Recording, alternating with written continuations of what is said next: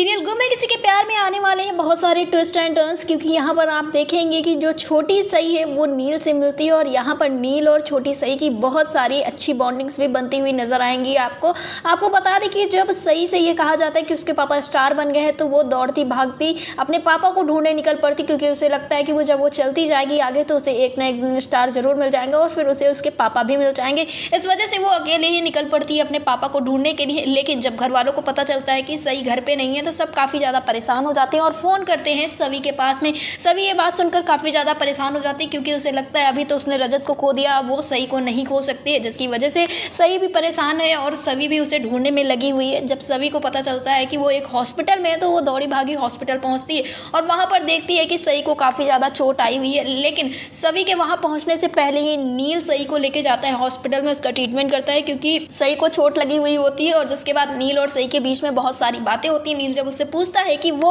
इस तरह से रोड पे क्या कर रही थी, अगर उसे ज़्यादा चोट आ जाती है, उसका घर कहाँ पे, तो वहाँ पे ये कहती हुई नजर आती कि सब उससे बोलते हैं कि उसके पापा स्टार बन गए हैं, इस वजह से वो अपने पापा को ढूंढने गई थी। और यहाँ पर नील उसे काफ़ी ज़्यादा इंटेलिजेंट, स्मार्ट और ब्यूटीफुल बोलता है, जिस वजह से सई काफ़ी ज़्यादा खुश हो जाती है और उसे याद आता है किस तरह से उसके पापा यानी कि रजत ठक्कर उसे बोलते रहते थे।